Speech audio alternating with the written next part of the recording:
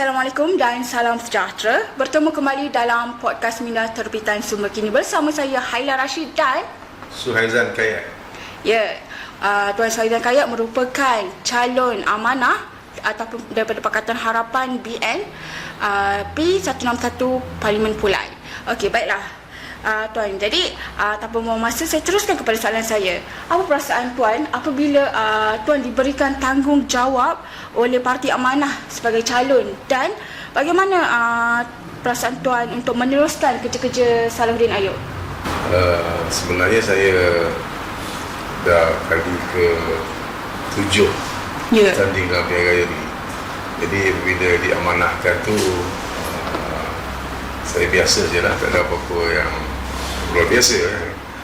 Tapi kali ni yang dari segi bertanding tu biasa daripada saya, tapi dari segi tanggungjawab tu untuk memenuhi hasrat hati bagi kita meneruskan legasi Allahyarham Datuk Seri Salahuddin, itu pada saya satu amanah yang besar lah, yang saya tanggung untuk ke depan dengan pilihan raya. Okey, bagaimana Tuan melihat strategi dalam ceramah berkempen nanti? Sebab baru-baru ni Perikatan Nasional dia ada mendakwa bahawa beliau telah mendapat sambutan orang ramai yang akan menyokong Perikatan Nasional. Jadi daripada pihak Tuan sendiri dah ada backup strategi ke untuk menangkis segala dakwa-dakwi ni? Segala orang kata pengendali Melayu confirm akan beralih dekat Perikatan Nasional. Politik Johor ni sebenarnya dia unik sikit. Dia berbeza dengan politik di sebelah utara dan juga pantai timur. Politik Johor ni sebenarnya politik yang sederhana, ya. Menolak pendekatan yang ekstrim dan juga menolak pendekatan label-melabel, ya, juga pendekatan takfiri dan sebagainya. Ikut pengalaman saya berceramah di Pantai Timur, juga belah utara, kalau kita berkali tidak menyerang pihak lawan itu, tak menarik ceramah. Mesti ada unsur-unsur menyerang, perlekeh dan sebagainya lah, kan. Tapi kalau di Johor ni, ceramah kita terlalu, kalau yang sedang tu tak kisah, tapi kalau terlalu memburukkan pihak lain ataupun terlalu keras terhadap sesuatu, kita ditolak oleh rakyat Johor. Jadi sebab itulah kalau lihat di putusan yang lepas ni, PAS berdapat banyak kursi dalam PR yang lepas. Di Johor ni PAS hanya satu di Maharani. Itu pun pada waktu itu kena turn out yang rendah. Ia diadakan pada masa dalam tempoh COVID itu, ya. Bila COVID, kebanyakan sebahagian besar daripada masyarakat Kuantan Kuau umpamanya, dia tak berani ataupun tak bersedia untuk turun mengundi pada waktu itu. Jadi adakah Tuan sendiri tidak tergugat dengan sentimen gelombang hijau yang bermain-main ketika PRN dahulu? Saya kira tidak. Dia gelombang itu tak akan sampai di Johor. Sebagai contoh umpamanya macam Yang Rahmat Sanusi, kan. Kalau dia turun di Johor, saya kira dia pun seorang yang bijaksana, Kalau di Johor sama ada dia tak turun, ataupun kalau dia turun, pendekatan dia sudah berbeza, tidak sama seperti mana ceramahnya di Kedah. Okey, apa yang berbeza tu? Dia akan lebih behave. Kalau di Johor, ceramah dia akan tidak memaki hamun, ya. Tidak mengentam terlalu keras kepada pihak tertentu. Dia akan berubah pendekatan di Johor. Kalau dia lagi keras pendekatan dia di Johor, dia akan tak ada terima. Apakah kelebihan yang ada dalam kerajaan perpaduan yang orang Pulai perlu tahu? Dari segi saya kira yang perpaduan ni, apa juga usaha-usaha yang telah dilaksanakan oleh kerajaan, maksudnya kerajaan yang dipimpin oleh Datuk Seri Anwar Ibrahim ni, banyak lagi sebenarnya yang tidak diketahui oleh penduduk ni, apa kesan-kesan baik dan tempoh pemerintahan Datuk Seri Anwar Ibrahim ni, ini peluang yang terbaik lah dalam pilihan raya ni, kerana banyak ceramah akan ada di sini dan rakyat akan nampak, oh ini sebenarnya yang telah dilaksanakan. Mungkin ada lah yang melalui internet dan sebagainya, tapi mungkin tak menyeluruh. So bila berdepan dengan pilihan raya ni akan banyak maklumat-maklumat itu. Maklumat itu akan diperolehi oleh penduduk lah, dan mereka akan tahu lah apa yang sedang dilaksanakan oleh pihak kerajaan ini. Apa yang Tuan betul-betul faham mengenai Pulai, dan apakah potensi Pulai untuk dimajukan? Okey, Pulai ini salah satu isu yang banyak diperkatakan adalah isu perumahan rakyat. Perumahan rakyat bermaksud bahawa di sini adalah satu kawasan yang sebenarnya kawasan ini kecil, tapi padat dengan penduduk, padat dengan kawasan rumah. So isu rumah ni seperti isu ketidakselesaan, isu infrastruktur yang belum lengkap lagi, ya. Isu kerosakan infrastruktur seperti kerosakan lift, ya. Bangunan-bangunan yang tidak disegelara, ketidakselesaan rakyat apabila dia duduk di kawasan-kawasan perumahan ini. So ini isu-isu yang banyak dibangkitkan, dan juga ada kawasan-kawasan yang di mana penduduk tu tidak ada rumah yang proper, mereka ada duduk di kawasan setinggan dan sebagainya. So mereka perlukan rumah, dan dia tak mampu untuk beli rumah yang ada di dalam pasaran. So, mereka akan duduk di kawasan PPR dan sebagainya. Jadi saya melihat bahawa apakah sebenarnya rakyat di Pulai ini sebenarnya dia bahagia duduk di Pulai ini. Dari segi indeks kebahagiaannya, adakah dia bahagia duduk di Pulai ini? Semasa Datuk Seri Allahyarham Datuk Seri Salahuddin menjadi menteri, kita dah ada perancangan untuk membuat satu kerjasama dengan pihak UTM, tapi belum sampai lagi tahap kita baru nak melangkah merancang untuk berbincang dengan pihak universiti, melihat bagaimana penduduk di Pulai ini boleh menjadi suka mereka tinggal di Pulai ini.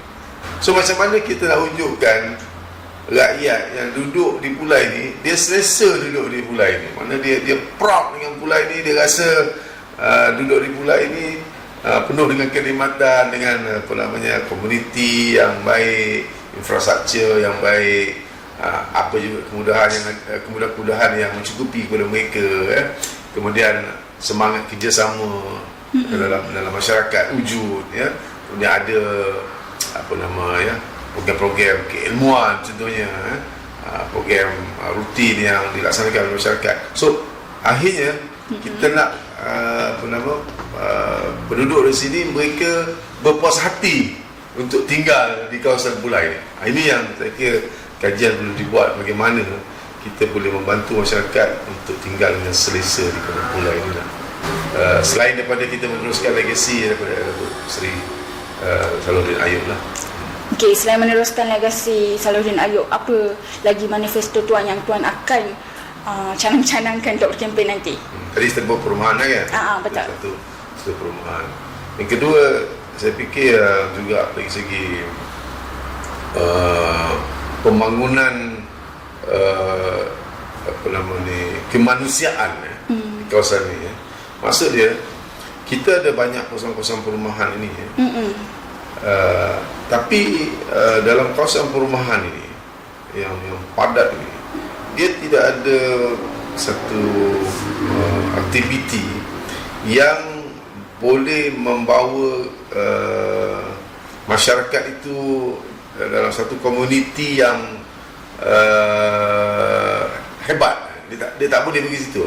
Dia maksudnya hidup pun seperti bandar tu macam nafsi-nafsi, tidak ada hubungan yang mesra antara satu sama lain. Jadi barangkali kita kena perbagaikan aktiviti-aktiviti kemasyarakatan ini untuk memberikan kesan baik kepada masyarakat. Selain daripada juga isu-isu pendidikan, Sebenarnya saya sebelum ni kita dah ada perbincangan untuk mengenal pasti pelajar-pelajar yang tercicir dalam pelajaran. Okey, pelajar yang berjaya tu selesailah yang tu. Maknanya ada kelompok yang tackle perkara ni. Tapi ada satu kelompok lagi dia tercicir. Tercicir ni tak ada yang nak, siapa nak handle. So kita nak kenal pasti mereka yang ada masalah dalam pelajaran ni, supaya dia diberi satu motivasi sekurang-kurangnya dia lulus bahasa Malaysia.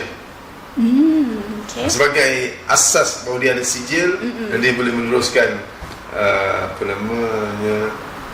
pendidikan daripada tahap yang seterusnya lah. Sekurang-kurangnya. Sebab bila mereka yang tercicir ni dia langsung tak ada, tak memikir langsung, tak memikir langsung.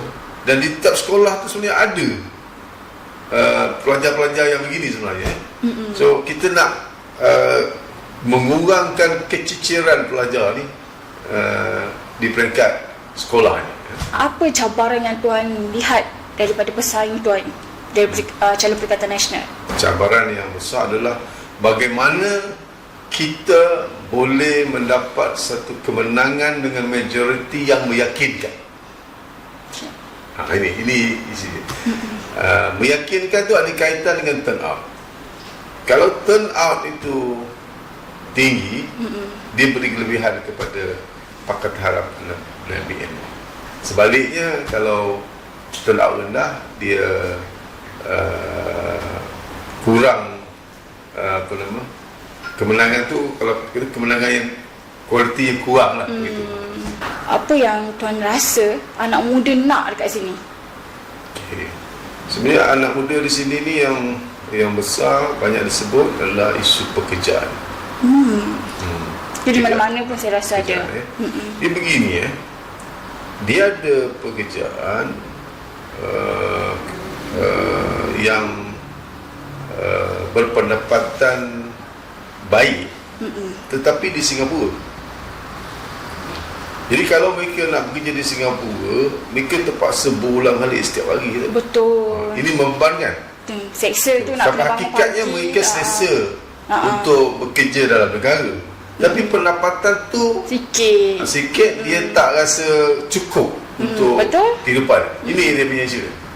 Okey, kalau kita tengoklah kan masa PRU, masa PRN dulu, PHBN ni dilihat gagal menguasai media baru dan dilihat masih lagi terikat dengan cara tradisi yang tidak akses kepada pengundi muda. Jadi untuk PRK kali ni, macam mana Tuan nak atasi masalah ni dekat Pulai? Saya dah awal lagi saya dah buat, saya set up tim media dia. Itu yang pertama saya tahu pesan dia. Kerana saya dah banyak kali terlibat dengan pihak raya ni. Pada saya, salah satu yang penting untuk diberi penekanan di kawasan bandar ni adalah media. Sebelum jentera ditubuhkan, saya tubuh dulu tim media tu. Saya tahu dia punya kepentingan dia lah. Kalau contohlah, sebelum ni kita tengok Salahuddin Ayub menang 2 penggal. Dan tapi ketika tu Amanah dengan Barisan musuh politik. Tapi berbeza dengan sekarang. Sekarang ni kita PH dengan BN adalah kawan baik, adalah komponen Parti Kerajaan Perpaduan. Jadi adakah Barisan Nasional di Pulai dah membantu pergerakan jentera Tuan untuk berkempen di sini? Tahap sekarang ni kita telah mengadakan beberapa kali pertemuan. Pertama, sebelum jentera ditubuh, selepas saja Allahyarham Tok Sri Salahuddin meninggal, kita terus mengadakan pertemuan dengan UMNO bahagian, sama dengan Datuk Nur Jazlan dan juga Datuk Rashid. Selepas itu kita adakan pertemuan dengan Menteri Besar. Yang ketiga kita ada pertemuan dengan Perhubungan UMNO Johor. Secara kesimpulan daripada ketiga pertemuan ni, saya nampak UMNO ada komitmen yang sangat tinggi untuk membantu Pakatan Harapan dalam pilihan raya di Pulai. So kenyataan yang dikeluarkan oleh Datuk Datuk Seri Khalid Nordin ni di depan kita, dia menyatakan bahawa dia sendiri mengambil tanggungjawab untuk memberi penerangan kepada cawangan-cawangan UMNO. Itu saya rasa step yang kedua. Setelah kami bertemu dengan pimpinan, mereka melalui satu fasa yang seterusnya dengan cawangan-cawangan ini. Mungkin kita cawangan. So, langkah yang ketiga adalah mereka akan bergerak di cawangan pula. Okay. Jadi saya nampak dari segi komitmen tu agak baik dan dapat dibuktikan melalui tindakan-tindakan pimpinan-pimpinan UMNO lah untuk membantu Pakatan Harapan kali ini di bulan ini. Tuan yakin ke dengan pengundi Barisan Nasional? Sebab sebelum ni kalau kita tengoklah mood ketika berkempen masa PRU, PRN, memang kita akan nampak orang akan kata diorang akan menyokong calon yang daripada kerajaan perpaduan. Tapi kalau tengok result PRN baru-baru ni memang mood swing kepada PN. Kebanyakannya mood undi daripada UMNO pergi kat Perikatan. Jadi sejauh mana keyakinan tuan untuk pengundi Barisan Nasional? Saya melihat di Selangor ni, saya tanya dengan kawan di Selangor ni, apa penyokong-penyokong bila UMNO tak memberikan sokongan yang meyakinkan oleh Pakatan Harapan. Jawapan mereka tidak memberikan tumpuan dalam perkara tersebut. Mereka seolah menganggap pengundi UMNO ni dan Barisan Nasional seperti pengundi Pakatan Harapan. Ya. Bermaksud bahawa kalau pemimpin mereka telah memberi signal untuk menyokong Pakatan Harapan dan Barisan Nasional, sebagai sahabat ni, rakan-rakan saya ni menganggap bahawa secara automatik ahli-ahli UMNO akan menyokong. Jadi kerana itu tak berlaku. Dia dengan ahli UMNO ni ada satu special treatment dia sendiri. Dia ada special treatment kepada ahli-ahli UMNO. Dia ada pendekatan yang khusus. Dan pendekatan khusus ini saya kira perlu dilaksanakan juga untuk memastikan bahawa ahli-ahli UMNO ni dapat memberi sokongan. Sebab tempoh yang sebelum ini kita bertentangan kan? Ya, tempoh yang cukup lama, tiba-tiba dalam satu singkat nak berubah. Itu dia kena ada cara yang lebih khusus lah, macam mana kita nak hadapi tersebut. Apa harapan tuan dalam kempen kali ini dan harapan kepada pengundi nanti untuk mengundi tuan pada 9 September nanti? Harapan saya satu je, keluar mengundi, melaksanakan tanggungjawab untuk kestabilan kerajaan Malaysia, kerajaan perpaduan yang dipimpin oleh Datuk Seri Anwar Ibrahim. Jadi apakah pesanan Tuan Presiden Muhammad Sabu kepada tuan sendiri ketika beliau mengumumkan tuan sebagai calon hari itu? Ya, beliau memberikan penekanan dari segi politik ini, dia punya perubahan tu tidak ada jaminan, ya. Tidak ada jaminan kita boleh menang pada bila masa. Politik ini boleh saja berubah. Betul. So maksudnya jangan anggap mudah. Itulah politik ni, dia boleh berubah pada bila masa. So jangan ambil mudah. Kalau Datuk Seri Salahuddin dulu menang, kita pun boleh menang macam dia. Tidak boleh, ya. So kena terus bekerja keras untuk pastikan bahawa di Pulai dan Penjerang menang dalam pilihan raya kecil kali ini. Okey, baiklah. Jadi itu saja podcast Minda untuk bersama dengan Suhaizan Khayat pada kali ini. Jadi kepada para penonton, jangan lupa like, share, subscribe, follow semua kini untuk mendapatkan info menarik dan berita yang terkini. Jadi kita berpisah setakat ini saja. Assalamualaikum dan sampai jumpa.